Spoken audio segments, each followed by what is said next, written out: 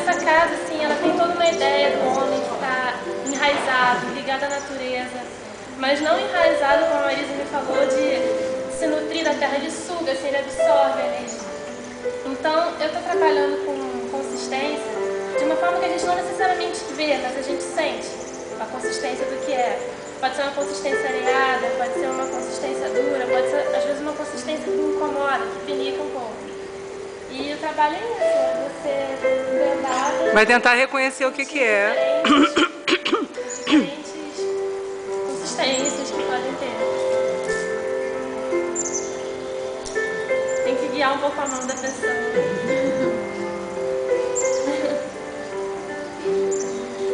Pedras, areia, tem folhas. Esse aqui pinica um pouco. Essa é a escova do meu gato. Eu fiquei experimentando assim,